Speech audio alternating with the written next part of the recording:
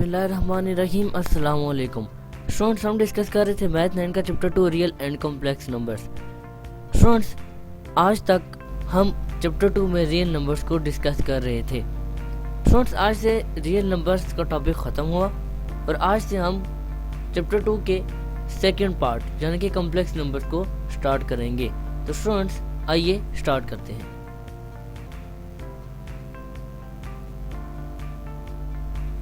जी students, real numbers को हम थोड़ा सा रिकॉल कर लेते हैं कॉम्प्लेक्स नंबर्स को स्टार्ट करने से पहले। स्टूडेंट्स, रियल नंबर्स, अगर आपको याद हो, रियल नंबर्स एक ऐसे रियल नंबर्स होते थे जिनको हम नंबर लाइन पे प्लॉट कर सके और नंबर लाइन कुछ इस तरीके से दिखती थी। स्टूडेंट्स, अब रियल नंबर्स रैशनल भी होते थे और इर्रेशनल भी होते थे। स्टूडेंट्स, अगर मैं आपके सामने एक इक्वेशन लिखूं और मैं आपसे कहूं कि आप इस इक्वेशन को सॉल्व करें और मुझे आंसर बताएं, तो आप बहुत आसानी से बता देंगे कि इसका आंसर जो होगा वो हमारे पास 3 होगा। प्लस माइनस 3 है और इस प्लस माइनस 3 को हम इस नंबर लाइन पे इजीली प्लॉट कर सकते हैं। अब स्टूडेंट्स, मैं अगर आपसे कहूँ कि आप ज़रा इस इक्वेशन को सॉल्व कीजिए, x square is plus 1 is equal to 1। इसको सॉल्व करने से पहले, इसको सॉल्व करते हुए हम 1 को दूसरी तरफ ले जाएंगे, 1 माइनस 1 हो जाएगा। और जब हम दोनों तरफ स्क्वायर रूट लेंगे तो x की जो वैल्यू हमारे पास हासिल होगी वो अंडर रूट माइनस 1 होगी, plus minus under root minus 1। Students, अब आप सोचिए कि क्या अंडर रूट माइनस 1 या plus minus under root minus 1 इसको हम नंबर लाइन पे प्लॉट कर सकते हैं? जी, द आंसर इज नो। इसको हम नंबर लाइन पे प्लॉट नहीं कर सकते। स्टूडेंट्स, तो आज तक अभी तक हम रियल नंबर्स को डिस्कस कर रहे थे। हम खाली वो नंबर्स डिस्कस कर रहे थे जिनको हम रियल लाइन पे इजीली प्लॉट कर सकते हैं। वक्त गुजरता चला गया और वक्त के गुजरते साथ हमें मालूम हुआ कि कुछ ऐसे नंबर्स भी पाए जाते हैं जिनको हम रियल लाइन पे, इनफैक्ट रियल लाइन पे हम उनको प्लॉट नहीं कर सकते। ऐसे नंबर्स को कॉम्प्लेक्स नंबर कहा गया। तो स्टूडेंट्स, अब अंडर रूट माइनस 1 इसका कोई सोल्यूशन नहीं मिल रहा। स्टूडेंट्स, अगर मैं आपको यहाँ से एक क्वेश्चन पूछूं कि ऐसे कौन से 2 नंबर हैं जिनको आप मल्टीप्लाई करें तो आपके पास एक नेगेटिव नंबर आए। जब मैं आपसे कहूं कि ऐसे कौन सा एक नंबर है जिसका अगर हम स्क्वायर ले लें तो हमारे पास एक नेगेटिव नंबर आए। जी स्टूडेंट्स, जरा सोचिए। आइए स्टूडेंट्स, थोड़ी सी एग्जांपल कर लेते हैं और देखते हैं कि हमें कोई ऐसा नंबर हासिल होता है या नहीं। अगर आप 3 को 3 से मल्टीप्लाई करें तो हमारे पास 9 आता है जो कि नेगेटिव नंबर नहीं है। अगर आप -5 को मल्टीप्लाई करें तो हमारे पास 25 आता है जो कि अगेन एक नेगेटिव नंबर नहीं है। अगर आप under root -3 multiply by under root -3 करें तो फिर आप क्या कहेंगे? जी, फिर आपके पास कोई जवाब नहीं होगा। स्टूडेंट्स, अगर प्लस अंडर रूट 3 और माइनस अंडर रूट 3 को आप मल्टीप्लाई करें तो आपके पास 3 आंसर आ जाएगा। तो स्टूडेंट्स, हमने कुछ एग्जांपल्स देखी और उन एग्जांपल्स को सॉल्व करके भी हमारे पास कोई नेगेटिव नंबर नहीं आया। स्टूडेंट्स, वक्त गुजरता गया और तकरीबन 16th सेंचुरी में सबसे पहले कार्डिनो ने इसके बारे में सोचना शुरू कर दिया और वक्त के साथ साथ तकरीबन 18 सेंचुरी में एयोलर ने सबसे पहले एक तरीका इजाद किया इसको सॉल्व करने का। उसने इस अंडर रूट माइनस 1 को करार दे दिया। इसने कहा कि ये जो अंडर रूट माइनस 1 है ये अयोटा है। इसने इसको अयोटा कहा और इस अयोटा को इसने कहा कि ये एक इमेजिनरी यूनिट नंबर है। स्टूडेंट्स, अब अगर हम अपने उसी क्वेश्चन की तरफ वापस आएं कि ऐसे कौन से 2 नंबर है जिनको मल्टीप्लाई या जिनका स्क्वायर लें तो नेगेटिव नंबर आएगा, तो आप बासानी कह देंगे कि ऐसा नंबर अब हमारे पास अवेलेबल है और वो नंबर है, इनफैक्ट वो हमारे पास है अयोटा। अब अयोटा कैसे है, हम इसको सॉल्व करते हैं। अंडर रूट माइनस 1 को अंडर रूट माइनस 1 से मल्टीप्लाई करें तो वह अंडर रूट माइनस 1 का स्क्वायर हो जाएगा और स्क्वायर जब अंडर रूट से कटेगा तो हमारे पास आंसर -1 आएगा जो कि एक नेगेटिव नंबर है। तो इस तरह हमने अपना ये एक छोटा सा MCQ आप कह लें ये भी हमने सोल्व कर लिया और इस तरह हमारे पास कॉम्प्लेक्स नंबर्स का सोल्यूशन भी हासिल होना शुरू हो गया। आइए अब हम मूव करेंगे कॉम्प्लेक्स नंबर्स की डेफिनेशन की तरफ। तो स्टूडेंट्स अब देखते हैं कॉम्प्लेक्स नंबर्स की डेफिनेशन को। स्टूडेंट्स, ऐसा number a number of the form a plus b iota where a and b are real numbers and iota is equal to under root minus 1 is called complex number। Students, कोई भी ऐसा number जिसमें a plus b iota हमारे पास available हो और a और b एक real numbers हो और iota अंडर रूट माइनस 1 के इक्वल हो तो वो हमारे पास एक कॉम्प्लेक्स नंबर कहलाएगा। स्टूडेंट्स, अब इससे मुतालिक एक और पॉइंट हम देखते हैं। स्टूडेंट्स, अब सवाल ये पैदा होता है कि कॉम्प्लेक्स नंबर्स को हम डिनोट कैसे करते हैं। मतलब अगर आपको याद हो रियल नंबर्स को हम आर से, कैपिटल आर से डिनोट करते थे, तो कॉम्प्लेक्स नंबर को हम किस तरह रिप्रेजेंट करते हैं। तो स्टूडेंट्स, कॉम्प्लेक्स नंबर को भी हम बिल्कुल रियल नंबर्स की तरह हम कैपिटल स्मॉल या कैपिटल आप जो मर्जी लिख रहे हैं जेड से रिप्रेजेंट करते हैं। स्टूडेंट्स, अब ये जो a प्लस बी अजोटा है, z is equal to a plus b iota. Students, इसमें जो a है ये हमारे पास एक रियल पार्ट है और b हमारे पास इमेजिनरी पार्ट है। स्टूडेंट्स, अब ये हमें कैसे पता चलेगा कि इमेजिनरी पार्ट कौन सा होता है और रियल कौन सा। स्टूडेंट्स, अजोटा जिसके साथ भी हो, अब यहाँ पर z is equal to a plus b iota में अजोटा जो है वो b के साथ है, तो अजोटा जिसके साथ भी होगा वो रियल नंबर हमारे पास इमेजिनरी पार्ट कहलाएगा और जो दूसरा होगा जिसके साथ अजोटा नहीं होगा वो हमारे पास एक रियल पार्ट कहलाएगा। स्टूडेंट्स, अब तक की जितनी भी हमने कहानी स्टडी की है उससे मुतालिक मैं एक एमसीक्यू आपसे पूछूंगा। स्टूडेंट्स, वो एमसीक्यू है कि if z is equal to -4 iota plus 3 the imaginary part of z is. अब आपने बताना है कि z में इमेजिनरी पार्ट कौन सा है। आपके पास ऑप्शन है, option A -4 iota, option B 3, option C 3 iota and option D -4। जी स्टूडेंट्स, सोचिए। अब आप में से कुछ स्टूडेंट्स फौरन कहेंगे कि ए, क्योंकि इसमें इमेजिनरी पार्ट आ रहा है। स्टूडेंट्स, अभी मैंने आपको बताया कि इमेजिनरी पार्ट वो वाला होता है जिसके साथ अजोटा लगा हो, लेकिन स्टूडेंट्स याद रखिएगा कि इमेजिनरी पार्ट अजोटा के साथ वाला नंबर होता है। जब भी इमेजिनरी पार्ट से का आपसे पूछा जाए तो आपने उसमें अजोटा को शामिल नहीं करना। बात स्टूडेंट्स ये गलती यहाँ पर करेंगे क्या, वो फ़ौरन ए को टिक कर देंगे क्योंकि -4 अजोटा भी है। स्टूडेंट्स, अजोटा इमेजिनरी नंबर नहीं है, अजोटा के साथ जो -4 लगा है वो इमेजिनरी नंबर है। तो इसका ऑप्शन, इसका जो आंसर इनफेक्ट होगा वो हमारे पास है ऑप्शन डी। तो स्टूडेंट, आई होप तो आपको रियल और इमेजिनरी पार्ट में इन दोनों में आपको डिफरेंस मालूम हो गया होगा। अब हम मूव करेंगे एक और टॉपिक कॉम्प्लेक्स नंबर्स का, इंटीग्रल पावर्स ऑफ अजोटा की जानिब।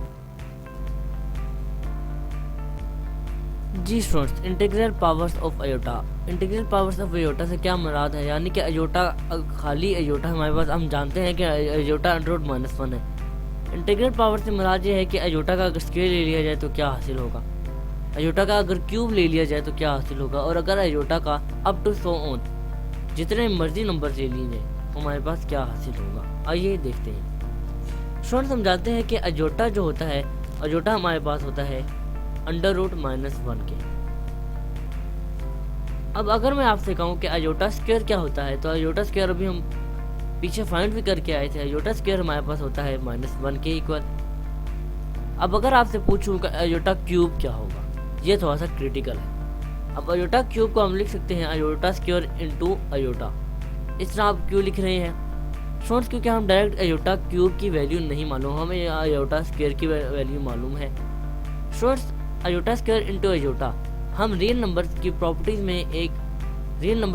में हमने एक पॉइंट डिस्कस किया था कि अगर बेसिस सेम हो तो हम उनके एक्सपोनेंट्स को ऐड कर देते हैं। अब यहाँ पर अयोटा की बेसिस सेम है, एक्सपोनेंट ऐड होने की सूरत में 2 + 1 अयोटा 3 अयोटा क्यूब वापस हासिल हो जाता है। इसलिए हमने इसको ब्रेक करके इस तरह लिख लिया। इस तरह लिखने की अगेन मैं आपको वजह बताता चलूँ, क्योंकि हमारे पास अयोटा क्यूब की डायरेक्ट वैल्यू नहीं, हमारे पास अयोटा स्क्वायर की वैल्यू है। हम इसमें अयोटा स्क्वायर की वैल्यू पुट करेंगे और हमारे पास आंसर आ जाएगा, और आंसर हमारे पास माइनस अयोटा आता है।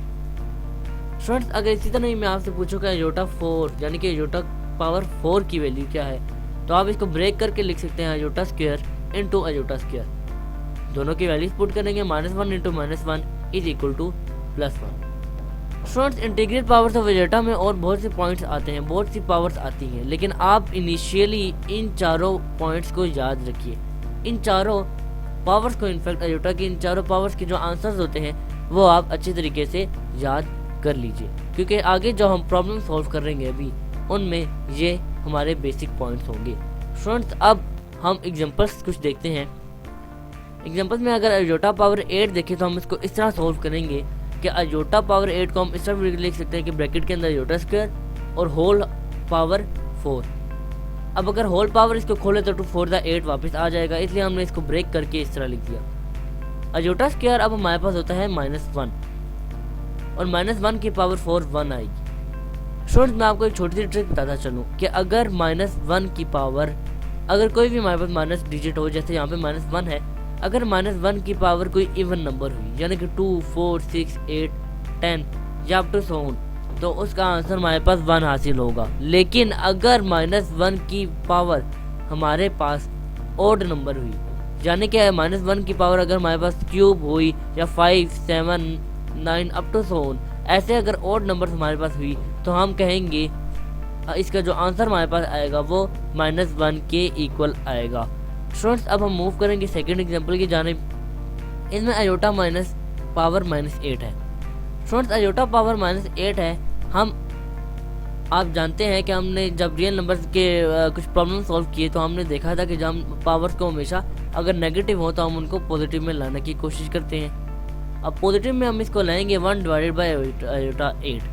अब अयोटा 8 के साथ वही सारा होगा जो अभी हमने ऊपर किया और इस तरह हमारे पास आंसर अगेन 1 ही हासिल होगा। अब मैं एक और थर्ड एग्जांपल देखते हैं। थर्ड एग्जांपल अगर स्टूडेंट्स अगर आपसे कहा जाए कि आप 1 डिवाइडेड बाय अयोटा को सॉल्व करें तो आप इसको इस तरह से सॉल्व करेंगे 1 divided by iota multiply by iota divided by iota, यानी कि आप अयोटा से इसको मल्टीप्लाई डिवाइड कर देंगे। अब मल्टीप्लाई डिवाइड करने की सूरत में हमारे पास न्यूमिनेटर में अयोटा हासिल होगा और डिनोमिनेटर में अयोटा स्क्वायर हासिल होगा। और अयोटा स्क्वायर की वैल्यू हम बखूबी जानते हैं कि अयोटा स्क्वायर की वैल्यू हमारे पास -1 होती है। Iota divided by -1 is equal to minus iota. Students तो इस तरह कुछ एग्जांपल्स हमने देख लिया। हमने देख लिया कि इंटीग्रल पावर्स ऑफ अयोटा को हम किस तरह से सॉल्व कर सकते हैं। स्टूडेंट्स अयोटा पावर 8 अगर आप इन सारी एग्जांपल्स में देखें तो हमने अयोटा पावर 2 को बहुत कॉमन यूज़ किया है। इस वजह से मैं आपको कह रहा था कि ऊपर ये जो 4 पावर्स इंटीग्रल्स मैंने बताई हैं आपको, ये आप अच्छे तरीके से याद कर लें। स्टूडेंट्स अगर आपसे पूछा जाए कि कम्प्लेक्स नंबर्स का आप सेट कैसे लिखेंगे तो वो भी आपको मालूम होना चाहिए। उसके लिए मैं आपको बता दूं कि कम्प्लेक्स नंबर का सेट हम कुछ इस तरीके से लिखेंगे कि कम्प्लेक्स नंबर का set z such that z belongs to, in fact z such that z is equal to a plus b iota where a and b belongs to real number। Student ये belongs to का sign है, by mistake लिखा गया, and iota is equal to √-1। तो student ये complex number का set है, आपकी बुक में ये गिवन भी है। स्टूडेंट्स अब बुक के पेज नंबर, आपकी टेक्स्ट बुक के पेज नंबर 48 में टॉप पे एक ये बॉक्स गिवन है। स्टूडेंट्स इस बॉक्स को भी हम ज़रा रीड कर लेते हैं। इस बॉक्स के फर्स्ट पॉइंट में हमें कहा गया है कि अगर आपका imaginary part a plus b iota, b imaginary part है, अगर वो 0 हो जाए तो आपके पास खाली रियल पार्ट बचता है। तो इस तरह हमें मालूम होता है कि जितने भी रियल नंबर्स हैं वो कॉम्प्लेक्स नंबर हो सकते हैं, क्योंकि रियल पार्ट में रियल नंबर ही होता है। a belong to real number है तो जितने भी रियल नंबर हैं वो कॉम्प्लेक्स नंबर है। लेकिन स्टूडेंट्स सारे कॉम्प्लेक्स नंबर रियल नंबर नहीं होते, ये आपसे एमसीक्यू में पूछा जा सकता है। अब अगर आपसे कहा जाए कि अगर आप रियल नंबर को 0 कर दें और imaginary part as it is रहे तो हमारे पास खाली बी अयोटा हासिल होगा, और बी अयोटा हासिल होने की सूरत में ये हमारे पास कॉम्प्लेक्स नंबर ही रहेगा। अगर ए बी दोनों 0 हो जाएं तो हमारे पास जो कॉम्प्लेक्स नंबर होगा वो होल 0 हो जाएगा। स्टूडेंट्स इस बॉक्स में ये 3 पॉइंट्स गिवन थे, ये एमसीक्यू के लिए बहुत इंपॉर्टेंट है, आप इसको अगेन रीड कर लीजिएगा। अब हम मूव करेंगे एक्सरसाइज 2.5 की जानिब। जी स्टूडेंट्स, एक्सरसाइज 2.5 में सबसे पहले हम क्वेश्चन नंबर 1 को सॉल्व करेंगे। स्टूडेंट्स, क्वेश्चन नंबर 1 में हमें कहा गया है कि कुछ प्रॉब्लम्स है, कुछ पार्ट्स हैं इनफैक्ट, और हमने इनको इवेल्युएट करना है। उसके लिए सबसे पहले आप सेकंड पार्ट देखिए, अयोटा पावर 50। स्टूडेंट्स, अब आप 50 को हमने ब्रेक करना है, वही 4 values, iota, iota square, iota cube, iota power 4। अब स्टूडेंट चूँकि हम ज़्यादातर अयोटा स्क्वायर को यूज़ करते हैं, तो हम इसको कुछ इस तरह ब्रेक करते हैं कि अयोटा स्क्वायर हमारे पास हासिल हो। उसके लिए हम 50 को 2 से ऐड करेंगे, और 50 को 2 से ऐड करने की सूरत में अगर आप कैलकुलेटर पे इसको सॉल्व करें तो हमारे पास पावर हासिल होगी 25। तो इसको हम इस तरह लिख सकते हैं, अयोटा स्क्वायर होल पावर 25। जब 2 को 25 से मल्टीप्लाई करेंगे तो हमारे पास अगेन अयोटा 50 ही हासिल हो जाएगा। अब अयोटा स्क्वायर की वैल्यू हमें मालूम है, वो होती है -1। और स्टूडेंट्स, अब पावर जो हमारे पास है वो एक ओड नंबर है, वो है 25। अब 25 पावर है, तो इस वजह से आंसर हमारा चेंज नहीं होगा, यानी कि जो ब्रैकेट के अंदर -1 है वो एज इट इज -1 ही होगा, और हमारे पास यही आंसर है। अब हम मूव करते हैं एक और पार्ट की जानिब। स्टूडेंट्स, नेक्स्ट पार्ट जो हमारे पास आता है वो है पार्ट नंबर 3। अब थर्ड पार्ट में हमारे पास अयोटा की पावर 12 गिवन है। अब अगेन हम अयोटा स्क्वायर को यूज करते हुए इसको सोल्व करेंगे। 12 को 2 से डिवाइड करें तो हमारे पास आंसर आता है 6। अब 6 तो हम इसको कुछ इस तरीके से भी लिख सकते हैं, अयोटा स्क्वायर इंटू 6। अब अगर 2 और 6 को मल्टीप्लाई करें तो अगेन हमारे पास अयोटा पावर 12 ही हासिल होता है। अयोटा स्क्वायर की पावर को पुट करते हैं -1, और अब इस दफा पावर जो है वो इवन है, तो हमारा आंसर जो ब्रैकेट के अंदर है वो माइनस से प्लस में चेंज हो जाएगा, और हमारे पास जो आंसर आएगा वो +1 हासिल होगा। आइए एक और पार्ट देखते हैं इसी क्वेश्चन का, पार्ट नंबर 6। अब स्टूडेंट, पार्ट नंबर 6 में अयोटा की पावर 27 गिवन है। अब 27 का मसला ये है कि अब 27 2 के टेबल में आता नहीं है, तो कोई मसला नहीं, हम 27 को ब्रेक कर लेते हैं। किस तरह ब्रेक करेंगे, हम लिखेंगे अयोटा पावर 26 इंटू अयोटा, कुछ इस तरीके से। स्टूडेंट्स, ये दोनों मल्टीप्लाई हो रहे हैं, बेसिस सेम होंगी, पावर्स ऐड हो जाएंगी, 26 + 1 27 हासिल हो जाएगा, इसलिए हमने इसको ब्रेक करके इस तरह लिख दिया। अब अयोटा पावर 26, तो जो 26 है उसको 2 से डिवाइड करें तो ये इजीली पूरा डिवाइड हो जाता है 13 पे, तो अयोटा पावर 26 को हम इस तरह लिख सकते हैं, और iota as it is multiply हो जाएगा। अब 2 13 या 16 होता है, अयोटा पावर 2 की हम वैल्यू पुट कर लेते हैं -1। अब 13 पावर है, यानी कि ओड नंबर है, तो ओड नंबर होने की सूरत में -1 ऐसे ही रहेगा। अब -1 ऐसे ही रहने की सूरत में -1 जब अयोटा से मल्टीप्लाई होगा तो हमारे पास जो आंसर हासिल होगा वो भी माइनस अयोटा हासिल होगा। तो स्टूडेंट्स, ये था हमारा रिक्वायर्ड आंसर। स्टूडेंट्स, क्वेश्चन 1 जहाँ अख्तिताम पर पहुँचता है, क्वेश्चन 1 के जो रिमेनिंग पार्ट्स हैं वो आपके लिए होमवर्क है। अब हम मूव करेंगे क्वेश्चन नंबर 3 की जानिब।